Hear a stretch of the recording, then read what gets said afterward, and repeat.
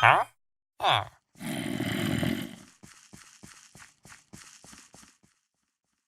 Hello! Like many people, we went to Minecon recently. One of the things we had hoped to do there was check out Hololens.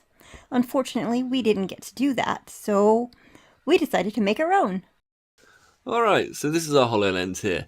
Does look quite similar to an iron helmet, I have to admit, but we're going to ignore that and I'll pick it up and head over here to our table where we're going to project our HoloLens image.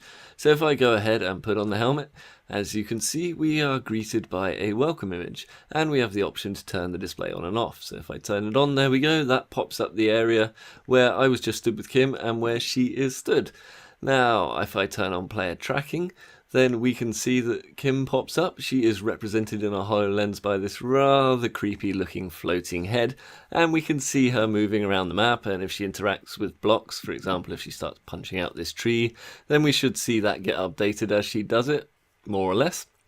Now that is quite strange to watch, so I'm going to turn that off and we'll look at the other features. Now, we also have the option to move around the world and view it as we like. We can move south, east, north, west, and up and down like so. It is not the fastest to update, but it is a development kit, so what do you expect? Let's have a look underground and see if there's any... Oh, yeah, we've got a strange cave with what looks like a dirt creeper in it, which is perfectly normal, I think. Let's go up and we'll not speak of this again.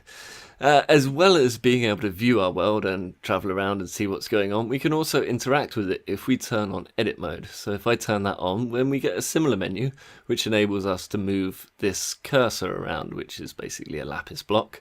And once we've moved that cursor to a place where we decide that we want to place a block, we can stick something there. So I'm going to move this down here. It'll take a while. This is the laggiest part of it, unfortunately.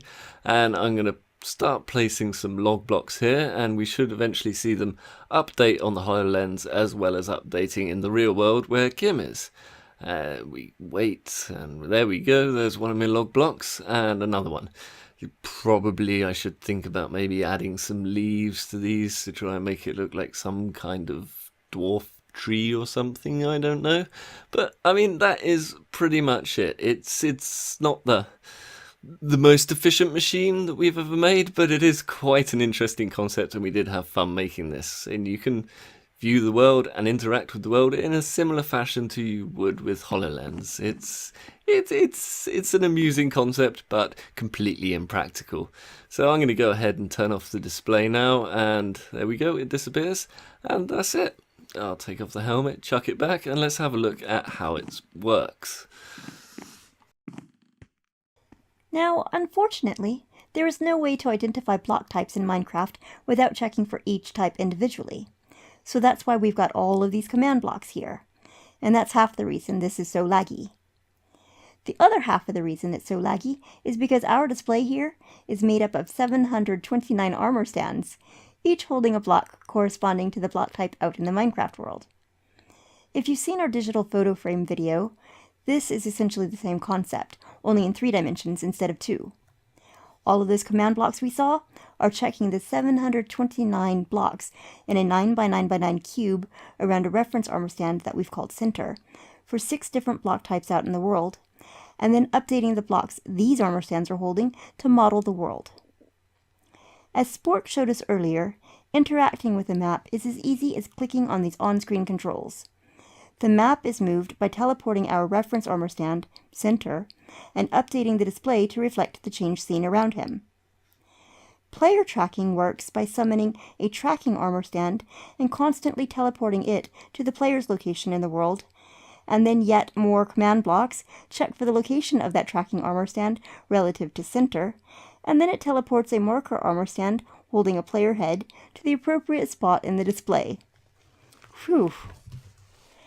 Edit mode works similarly to player tracking, only instead of constantly teleporting the tracking armor stand to the player, it is moved by clicking on-screen commands to teleport it one block in the indicated direction.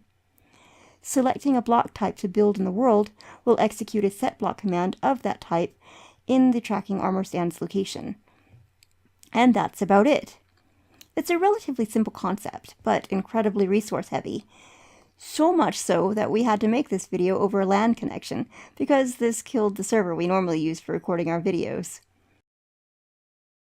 So there we go, that was our attempt at trying to make a HoloLens in Minecraft that we could play Minecraft on in Minecraft, which seems really useful. And it was pretty compact and pretty light on resources. I thought we might even be able to fit it into one command block, who knows? Well, yeah, everybody knows, really, don't you? So, anyway, thank you very much for watching, and as always, well, we hope to see you next time.